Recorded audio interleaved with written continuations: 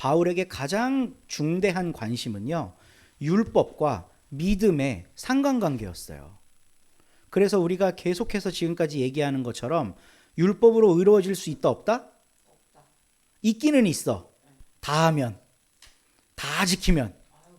네, 다 지키면 되는데 바울은 분명히 얘기하죠. 역사상 그 어떤 사람도, 심지어 율법을 만든 사람조차도 그거 다 못 지켜요.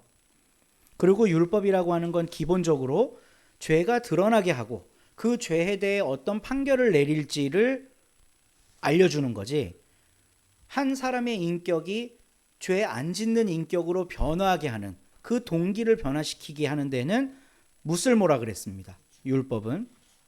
그리고 1세기 유대교에서 율법이라고 하는 게 역작용을 해서 바울이 지금 굉장히 세게 비판하고 있는 건데요. 3절 말씀 보세요. 그들은 하나님의 의를 알지 못한대요. 율법의 수호자들이 자기 자신들의 의를 세우려고 힘씀으로써 하나님의 의에는 복종하지 않게 되었다. 오히려 율법을 가진 사람들이 더 하나님의 뜻에 역행하고 있다고 지금 바울은 이야기하고 있어요. 그러니까 로마서를 읽으면서 바울은 유대인도 사랑하고 이방인도 사랑하고 율법도 존중하고 복음도 존중했다, 이런 결론은 절대로 나올 수가 없습니다. 바울은 율법을 없앨 때만 믿음으로 의에 이를 수 있다고 생각했어요. 그게 마르틴 루터가 관찰한 겁니다. 1500년 가까운 시간 동안 이 로마 교황청이 이걸 모른 거예요.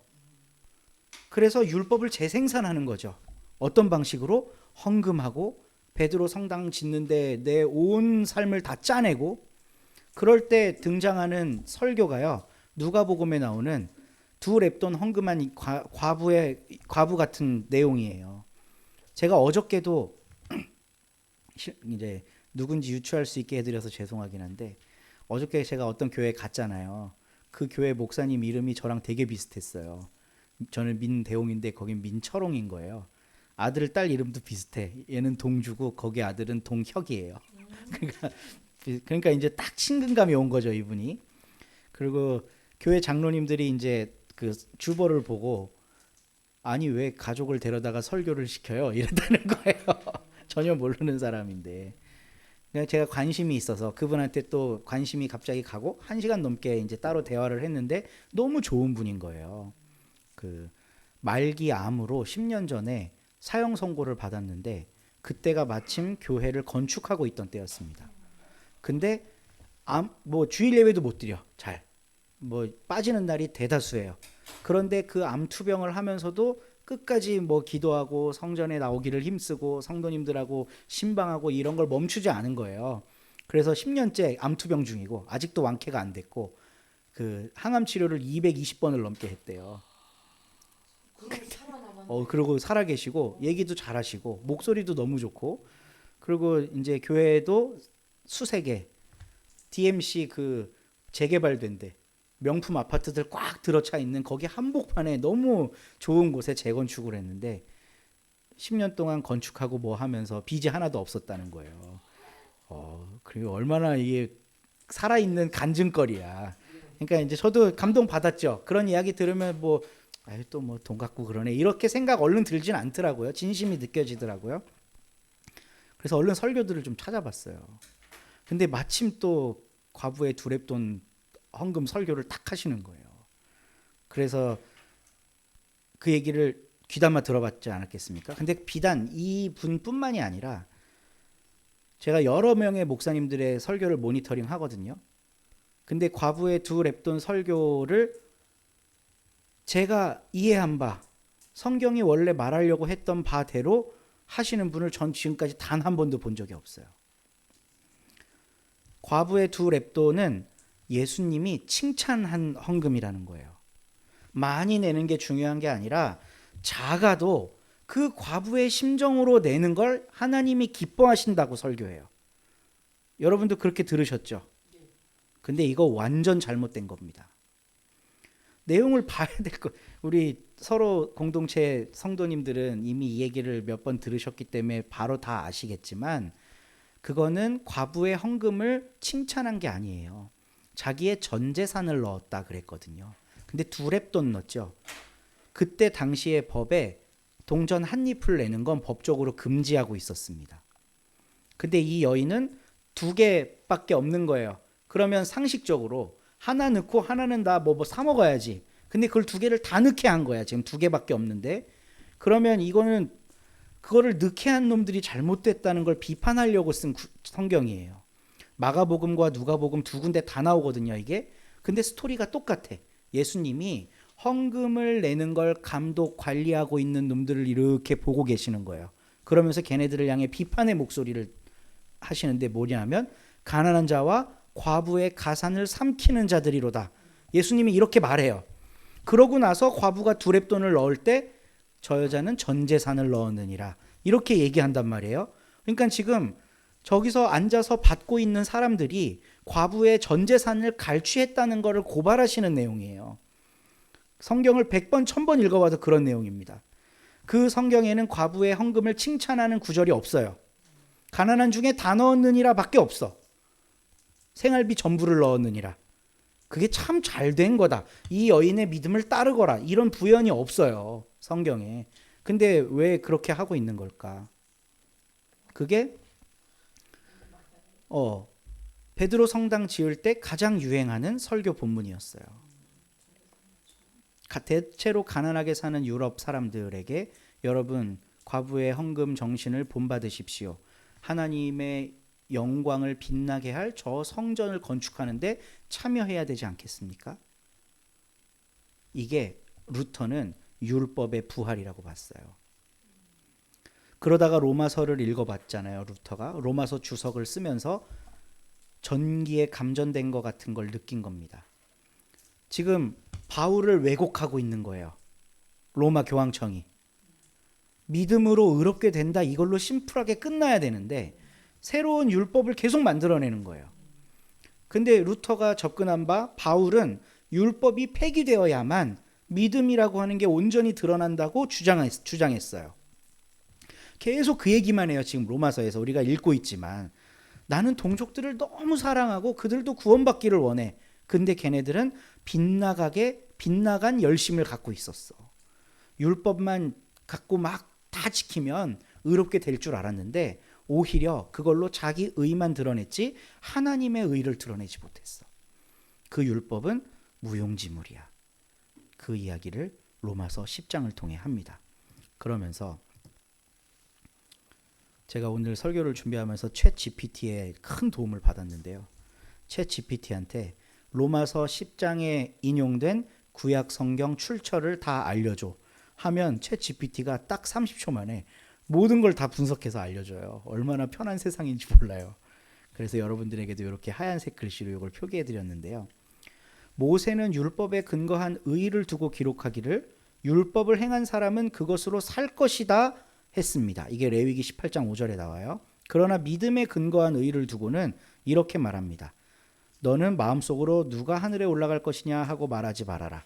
또 누가 지옥에 내려갈 것이냐라고도 말하지 말아라. 조금 어려운 말씀이죠. 이거를 신명기를 그냥 인용해서 바울이 자기 식대로 해석한 부분이기 때문에 이 신명기 말씀을 잘 살펴보면서 비교하지 않고는 그냥 넘어가기 어려운 구절들입니다.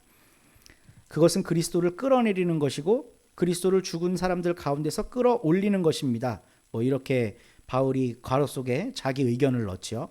그러면 그것은 무엇을 뜻합니까? 하나님의 말씀은 내게 가까이 있다. 내 입에 있고 내 마음에 있다. 하는 말씀이 있습니다. 이거는 또 이것도 신명기 30장 12에서 14절에 나오는 말씀이네요. 그러니까 결국은 하나님의 말씀이 모든 것의 기준이 되는데 모세도 율법으로 의로워질 수 있다고 이야기하였는데 그러면 그 말씀대로 의롭다는 게 무슨 뜻일까를 바울은 이제 구약 성경을 인용하면서 설명을 하고 그 이후에 자기 의견도 괄호 속에 넣고 그러면서 논증을 쭉 이어가는 거예요. 그래서 이제 9절부터도 쭉 읽어봐야 되는데요. 우리 이수지 집사님 한번 읽어주시겠어요? 9절, 10절, 11절 말씀. 당신이 만일 예수는 주님이라고 입으로 고백하고 하나님께서 그를 죽은 사람들 가운데서 살리신 것을 마음으로 믿으면 구원을 얻을 것입니다. 사람은 마음으로 믿어서 의에 이르고 입으로 고백해서 구원에 이르게 됩니다. 성경은 그를 믿는 사람은 누구나 부끄러움을 당하지 않을 것이다 하고 말합니다. 네. 아멘. 4절 말씀에 보면 그리스도는 율법의 끝마침이 되셔서 모든 믿는 사람에게 의가 되어 주셨다라고 하잖아요. 그러니까 바울은 결국 모세가 말한 율법 또 선지자들이 말한 율법의 끝에 예수 그리스도가 있다고 주장하고 있는 거예요. 그렇기 때문에 9절에서 만일 예수가 주님이라고 입으로 고백하고 하나님께서 그를 죽은 사람들 가운데서 살리신 것을 마음으로 믿으면 구원을 얻는 거다. 왜냐하면 그분이 율법의 마침이시기 때문에 라는 걸 이렇게 어렵게 이야기하고 있습니다. 그래서 우리가 암송 구절 중에 하나인데 마음으로 믿고 의에 이르고 입으로 고백해서 구원에 이른다. 그러면서 이사야서를 또 인용해요. 그를 믿는 사람은 누구나 부끄러움을 당하지 않을 것이다. 내가 복음을 부끄러워하지 아니하노니 이는 모든 믿는 사람들에게 주시는 하나님의 능력이라. 로마서 앞부분에 나오는 내용들이잖아요. 그런 내용을 더 구체적으로 설명하고 있습니다. 우리 12절부터 15절까지 신집사님 한번 읽어주세요.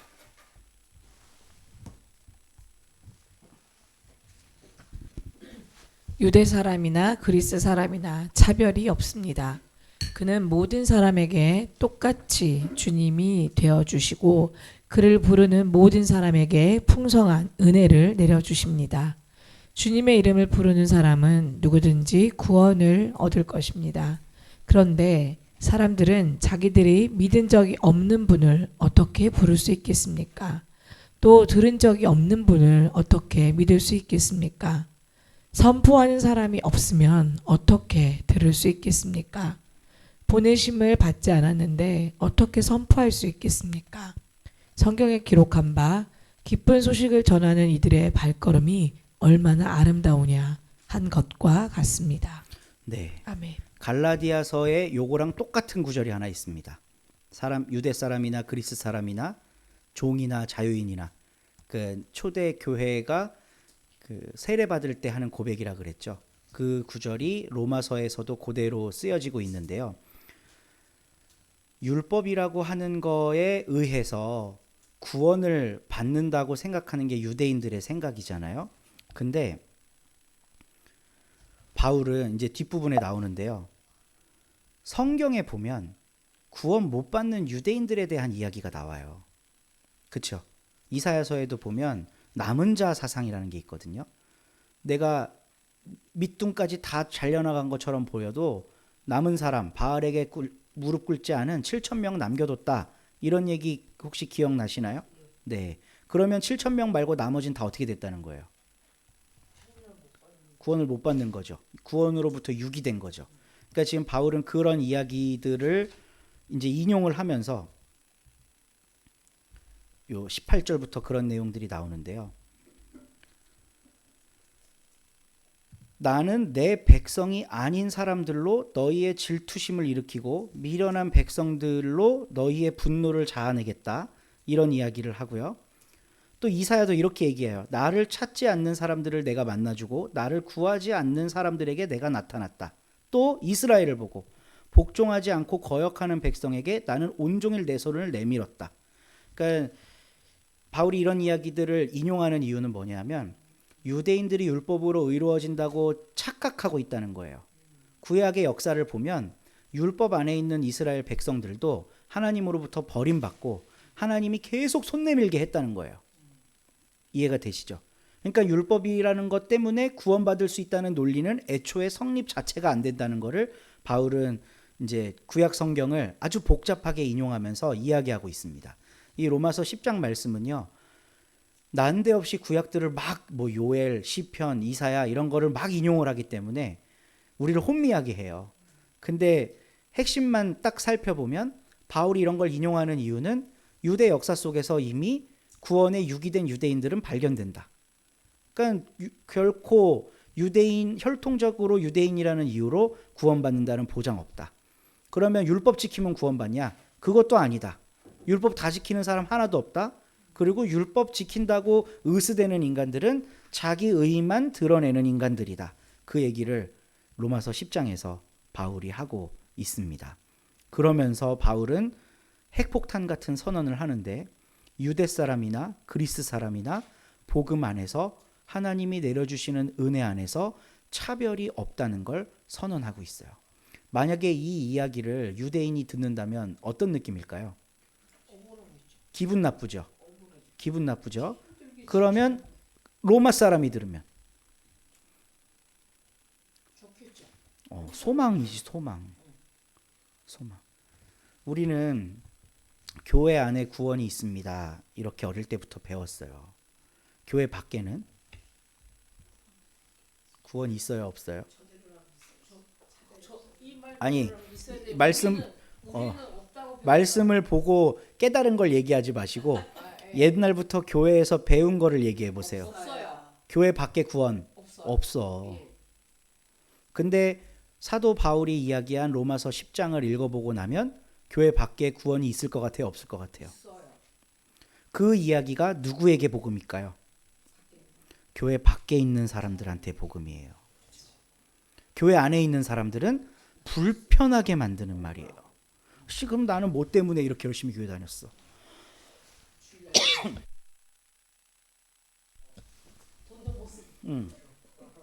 나는 왜 그 교리들을 따랐고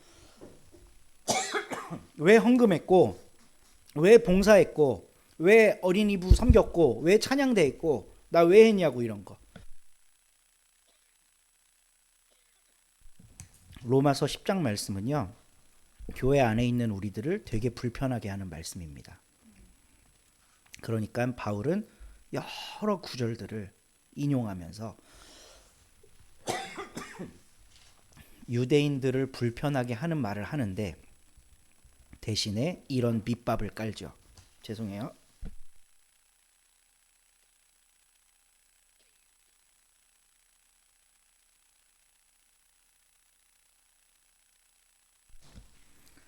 형제 자매 여러분, 내 마음의 간절한 소원과 내 동족을 위하여 하나님께 드리는 기도의 내용은 그들이 구원을 얻는 겁니다.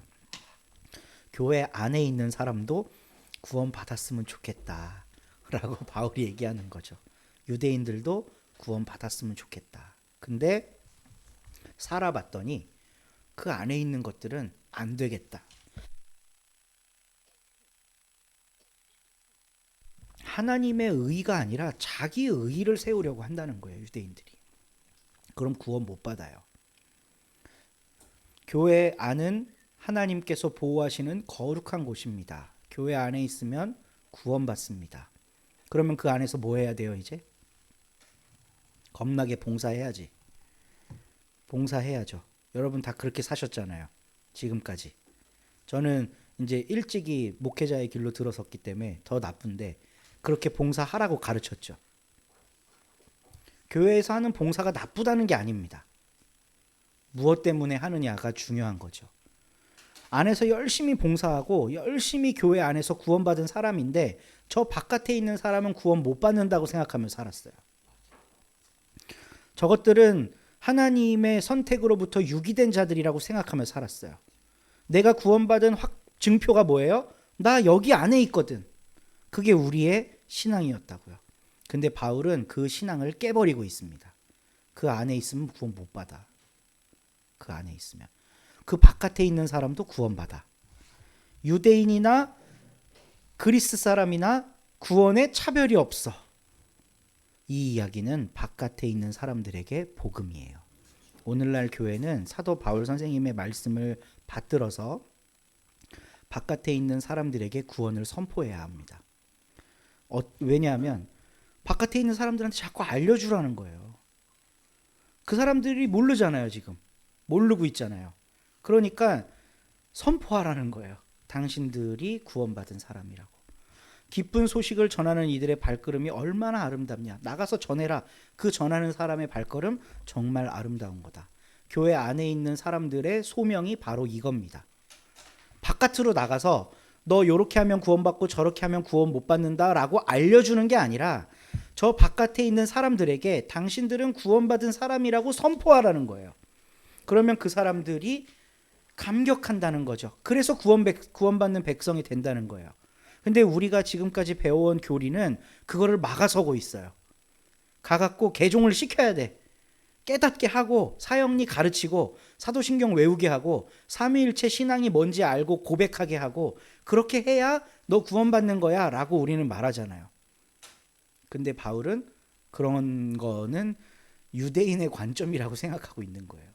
할례도 받고 야훼 하나님도 믿고 유대교적 생활을 하고 이래야 구원받는 거예요 라고 했던 그런 유대인들의 행위로서의 구원을 완벽하게 부정하고 있습니다. 이 이야기는 사실 되게 어려운 얘기고 우리가 지금까지 뭘 믿었나? 라고 생각하게 할 만큼 우리의 신앙의 근간을 흔드는 말일 수도 있어요.